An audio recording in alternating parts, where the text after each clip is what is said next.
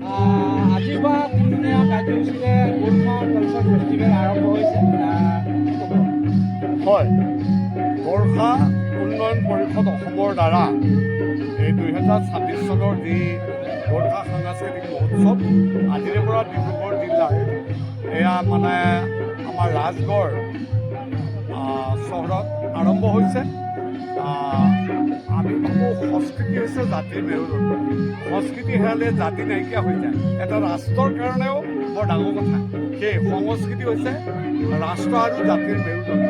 সেই আমি গোটেই অসমত থকা সৰু সৰু যিমান জাতি জনগোষ্ঠী আছে আটাই সকলোকে লৈ এটা বিশাল বৰ্ণাঢ্য বৰ্ণিল অসমীয়া সংস্কৃতিৰ ভঁৰাল। বৰ অসমৰ সংস্কৃতি, অসমীয়া সংস্কৃতি। সেই আমি ক'ব বিচাৰিছোঁ গোৰ্খাসকল বৃহত্তৰ অসমীয়া জাতিৰ অভিন্ন অংগ। এই সাংস্কৃতিক মহোৎসৱে এটি বৰ সুন্দৰ বাৰ্তা লৈ যাব গোটেই বিশ্বত আৰু অসম আৰু অসমীয়াৰ কাৰণে আমাৰ কাৰণে অতি গৌৰৱৰ বিষয়। আৰু ইয়াত এটি সাংস্কৃতিক প্ৰদৰ্শনী আমি দেখুৱাইছোঁ আমাৰ কলাকুঞ্জ বিহালী বটিমাৰীৰ পৰা। এয়া গোৰ্খা উন্নয়ন পৰিষদৰ আমন্ত্ৰণ ক্ৰমে আমি ইয়াত আহিছোঁ এই তিনিদিনীয়া কাৰ্যসূচী। এয়া হওক ইয়াত আমাৰ পিতৃপুৰুষে তাত গাখীৰ গৰম কৰি দি তাত দৈ মঠি পেলাই মাখন উলিয়াই মাখনক গৰম কৰি লৈ ঘি বনাইছিলে। যেনেকৈ গাখীৰৰ পৰা উলিওৱা সৰ্বোৎকৃষ্ট আৰু সৰ্বোত্তম মানে পদাৰ্থ হৈছে ঘি, তেনেকৈ মানৱ জীৱনৰ সৰ্বোচ্চ হেৰি হৈছে সংস্কৃতি। সেই আহক আমাৰ পাকঘৰত ব্যৱহাৰ কৰা আমাৰ পিতলৰ বাচন বৰ্তন আমি ইয়াত দেখুৱাইছোঁ। এয়া আমাৰ হাতিয়াৰবোৰ আমি ইয়াত দেখুৱাবলৈ চেষ্টা কৰিছোঁ।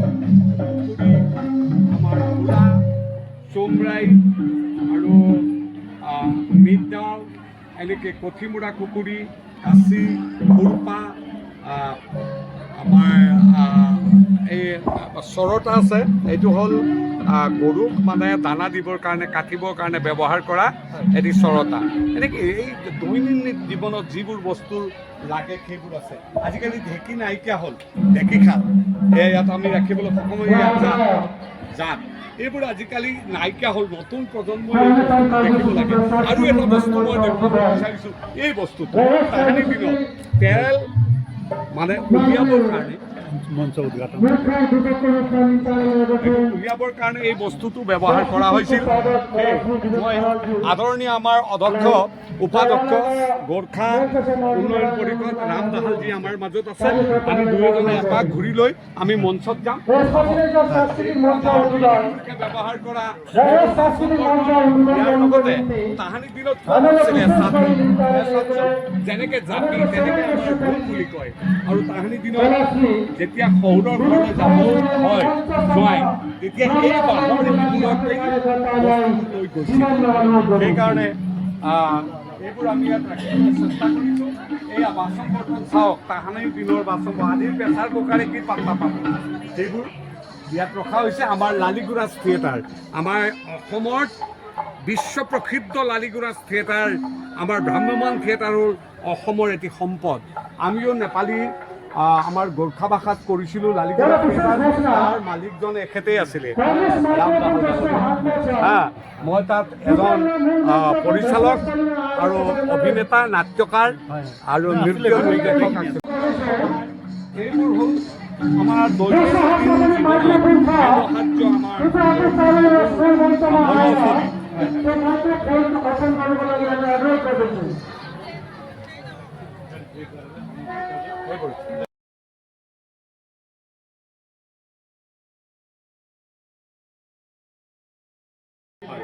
হয়, নমস্কাৰ।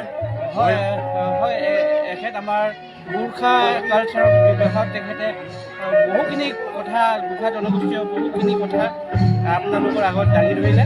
সদশেষত আপুনি ক'ব। মই আমাৰ যিকেইজন আমাৰ সৌৰাং, সন্দেশ আৰু আমাৰ নিউজ 16 টাইমছ 16 সকলোকে মই ধন্যবাদ জনাইছোঁ। আহকচোন আমি একেলগে সংস্কৃতিৰ ফালে আগুৱাই যাওঁ, পোহৰৰ ফালে আগুৱাই যাওঁ। আমিও এটি সংস্কৃতিবান জাতি বুলি আমিও গোটেই বিশ্বক জনাওঁ। ধন্যবাদ।